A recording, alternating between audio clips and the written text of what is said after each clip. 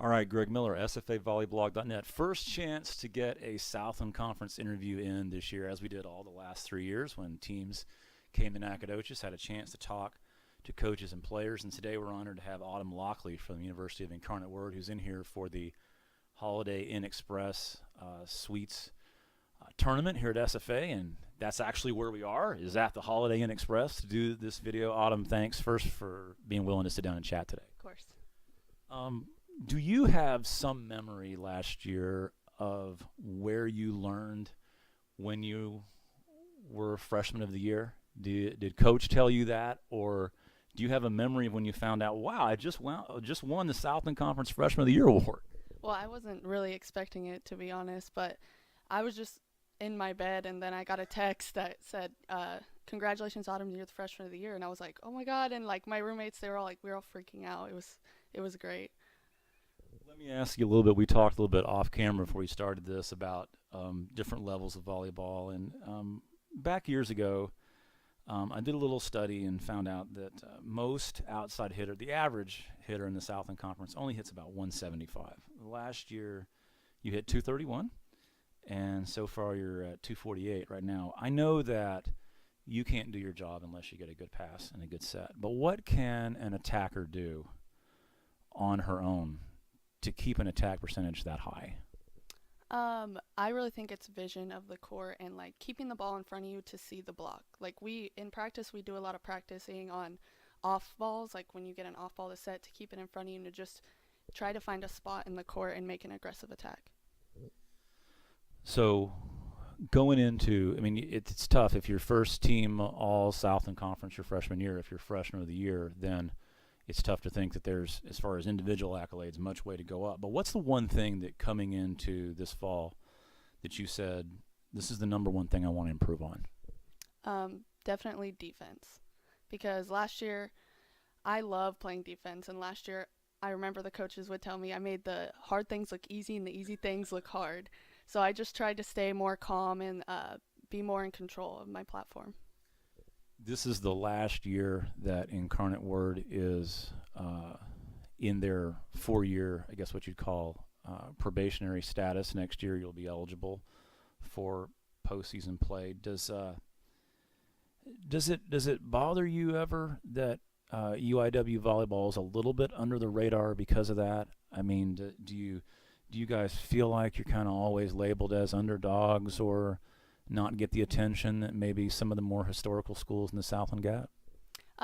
Personally, I like being known as the underdog because teams don't expect you to come out and be how we are. Like, we just come out and we all have so much heart and passion for the game, and we just play until it's over, and we just give everything we got.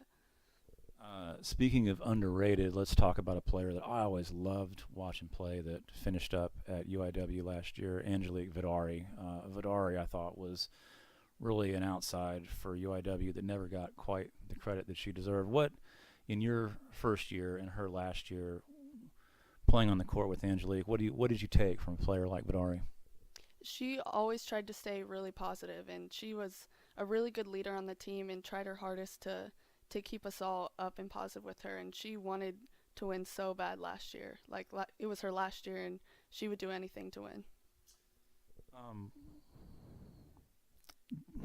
Let's talk about, you're from Leander, right? Which is, for people that don't know, that's sort of, correct me if I'm wrong, sort of north and a little west of Austin, right? And so what was it that got you to Incarnate Word? What were the things that in your mind that made you think, yeah, UIW is where I want to extend my career?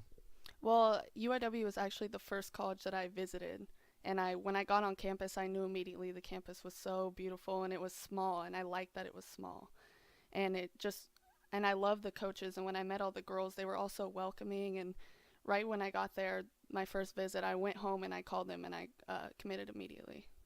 So yeah, Coach Montoya's in the background with the fist bump. So first one out of the gate was UIW, and that was where you decided to sign. That's an awesome story. We talked a minute ago about that next year you'll be eligible for postseason tournament. Has there been a lot of energy building towards that? Some of the upperclassmen that you play with haven't got that opportunity. The season's just ended, and a lot of their teams have gone on to conference tournament, and next year you'll get a chance to play in conference tournament. Has there been much contemplation or talk about, hey, next year, gals, we get to play in postseason? Yeah, we've actually been talking about that a lot. We're really working towards this year to winning conference. Like, we just are trying our best to do what we can. And even for our seniors this year, we know that they want to win conference, and we think that they deserve that because they've been here working so hard to build up this program.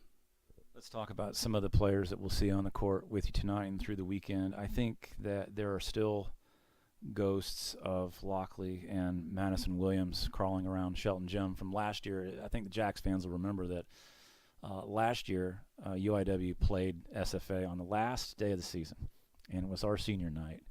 And I won't say you guys spoiled it, but you did win in 5, and the last 2 kills were by Lockley and Williams. Well, this year Madison shifted over and played a little more setter. You had 2 setters last year that were seniors in Brooks and McClelland, and you ran a lot of 2-setter offense stuff last year, but this year it looks like you've done more 1-setter style.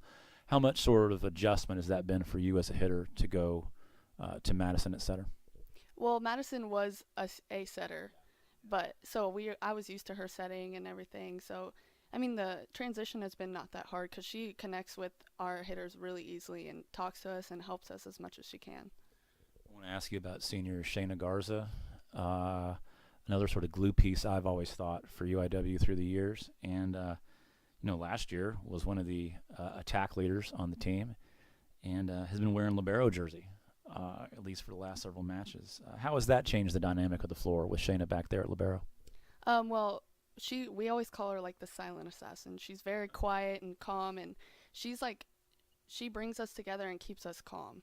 And she has one of the best serve-receive platforms like ever. She's so consistent with serve receive, and in defense she's really calm and like knows where to go, and it's been really great.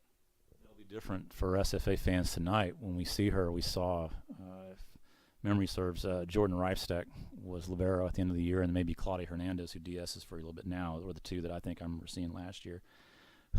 Let's end this with this question, then I've got sort of an off-the-wall question for you to end it. But who's the player on your team right now that maybe no one around the conference is really hot on, but by the end of the year you're going to know who her name is? I would say Cameron Edwards, because she comes out and she's one of our new outsides, and she's really small, but she jumps and she touches so high, and she's really smart and does a lot of things that I can't do. It's really impressive. So she's one of the new freshman outsides, right? Freshman. Okay, last thing I want to ask you about, and I've got the SFA perspective on this, but I was telling Coach Montoya in autumn when we started this off camera that we're going to get a chance to do radio from San Antonio this year. But there was a little bit of an incident that occurred at UIW last year at the SFA match. I've heard the SFA version of this story, but kind of take us through that situation that you guys had to deal with. The match did get played. That was the match that SFA won in 5. But for people that may not remember, tell them about what had to happen at that match. Are you talking about the match where there was a shooter on campus? Yeah. Well, we didn't even know what was going on, and it wasn't even a shooter. We don't even know what happened. We were playing and warming up, and then all of a sudden everyone was just freaking out, and we were like, what is going on? And we had to go into the locker room. They were like, stay in here, and we were like all freaked out because our parents are over there sitting in the stands, and they tell us there's a gunman on campus, and we were not expecting this at all. And then they said that he was gone, or they couldn't find him, whatever happened. And then we all warmed up and we were announcing, and then they said the game was canceled, and we were like, okay. And then our coach ended up making us go to one of our teammates that lives in San Antonio to stay off campus just in case anything were to happen, because there was SWAT and everything on campus. It was crazy. Now, the game got played the next day. Am I right?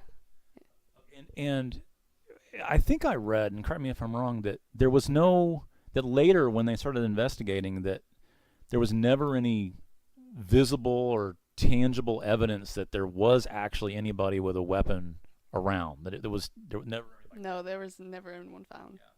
Yeah, some of the SFA girls tell stories of hiding in bathrooms and stuff in the visiting locker room, Well, Autumn Lockley, she gets 3 chances here this weekend against North Texas tomorrow and University of Arkansas Little Rock tomorrow. They've actually played a conference game already. UIW has beaten UCA in their first conference match.